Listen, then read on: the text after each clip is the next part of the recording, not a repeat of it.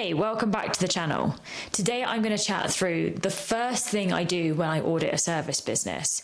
And it's something that most founders miss and probably don't even think about as something related to their business in general when looking at what they can do to improve and refine, even if you know that something's wrong. If you're stretched, overwhelmed, and feel a little bit like your business is running you instead of the other way around, stick around and watch this video. Maybe you've hired or are looking to hire someone to manage your client experience and your internal operations, or you're just not sure when you've hired the right person, because right now you've got this blind spot where you can't see whether it's your structure, your processes, and you're not really sure the first steps to go about auditing your business. If that's you, then this video is for you right now. In case you're new to the channel, I'm Bella Hegarty, and I call myself your customer experience and operations partner. I help service-based business owners and founders like yourself to be able to create an experience for your clients that makes them want to come back for more. We look and we refine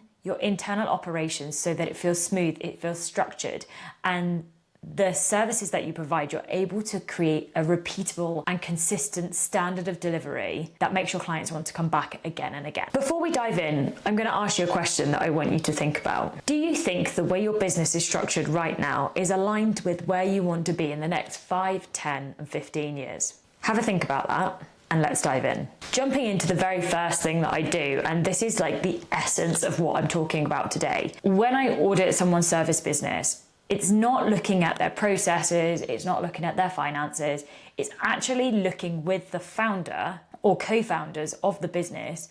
Where are they looking to take it? And what do they want to do outside of the business? What are their goals? Why your vision for the business is so important is because without knowing your direction, how the hell do you know what to audit and change? Because without knowing that, what are you leading towards? But why? Like, why is that important? Because if I have no idea where you're headed, and I'll jump into a few examples of what that can look like, is the changes that you're going to make might not feel right. You might feel like you're continually making changes because you're not actually invested or aligned or feel confident in how the business is progressing. So for example, let's say you want to run a really lean, stress-free team because you're looking to travel around the world with your family. And I had a client that I was working with that wanted to do exactly this.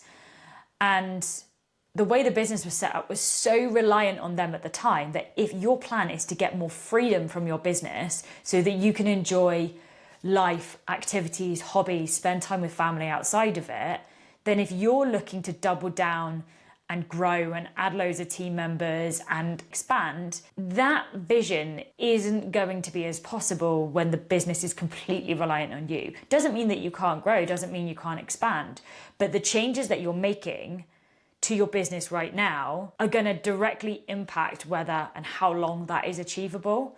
So where if you are looking to become a global brand, well, actually, if you're looking to make that impact on that scale, then how you audit your business is going to be completely different, because your direction is, let's say, from the person that wants to travel around the world to the person that wants to be a global brand, what you're heading towards is completely different. So how you look at auditing your business and what needs to change and what needs to be improved is going to be completely different. I.e. the person that wants to travel around the world, we're going to be looking at how we can save them time so that they can operate their business while traveling, potentially. So it's slimming down their time. Whereas the person that's looking to build a global brand, we're looking at, okay, how can we refine the systems, processes to make them repeatable, and what team members and skill sets do we need to bring into the business to help it grow? So the first step is really all about clarity.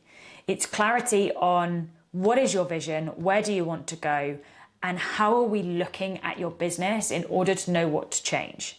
That vision sets the entire steps of what happens next. Now, I'm actually going to dive into step 2 of what I would do, but before I do that, I really want to probably answer a couple of questions as to why that's so important. Because probably there's quite a few of you, I speak to a lot of founders, they're like, I've done a lot of brand strategy work, I've worked on my vision, I know where I want to go. But the question I want to really ask you is, why is it so important for you to achieve that vision? Like, what does that vision mean to you? And Is it something that you actually want to do, or is it something that you feel that you need to do? Once we set that vision, we then dive into the business. We are looking at your clients, their wants, their needs, their pain points, their successes, and we then look at your services, your processes, how they're structured, your client experience itself, and we even look at your finances and the finances that are directly related to how you're delivering your services, the margins on them, the team's costs and times, any systems, processes, structures. And we look at these all separately, but what's more important is to look at them together, because every element of your business that we look at directly impacts each other. What your clients want and need is directly related to the services that you offer and how you deliver those to make sure that they receive their transformations. It relates to your team and how they're delivering and what roles they have and what areas of ownership they have over those services. And then your finances, because what underpins all of that is actually being able to make money from those services and how you're pricing them in order to articulate the value, but also for you as a business owner to be able to take something away from it. And those together all impact that vision that you're able to achieve. And the result of this, both the deep dive into your vision, the deep dive into your business, is clarity. When you are able to look at all of these parts, you can start to see where the problems are, what's missing, what you need to adjust, and what you can fix in order to make a business that creates exceptional experiences for their clients, but one that clients shout about and they want to come back again. This clarity is the difference between going into the next phases of mapping your client experience with still the same uncertainty that you don't know where the issues are. It's that confidence that, yes, okay, we don't know where specifically we can improve, but we start to now know where the problems are. We start to know that when we map our client experience, we can map our client experience in mind with what are the areas and the focuses that we need to change. So maybe it's gaps in communication, maybe it's inefficiencies in operations or margins that are too tight right now so that we need to increase our pricing or look at how we can be more efficient to give ourselves a higher profit margin. If you're going to take one thing from this video, I want you to go away and really ask yourself, before you start auditing and jumping into your business, know where you want to go. Know what your vision looks like 3 years, 5 years, and 10 years down the line. Paint that picture for yourself as to how you as an individual and a founder want to be spending your time. Because if that time isn't spent inside the business anymore, then how you're structuring and auditing your business to be able to optimize is going to look completely different than if you're that person that is looking for exponential expansion and growth. You're going to be looking at it in a different way. Get that vision, then understand your clients, your operations, your services, your finances from there. And then you've got that clarity to make really informed decisions. And if I can throw an adventure analogy in here, because I just can't help myself. Let's say you're on an adventure, you know that destination. You want to reach this lake, you want to reach this glacier, you want to head up to the highest peak of the highest mountain. You've got that end point in sight. Let's say it's Everest. You know that you're heading to the top of Everest.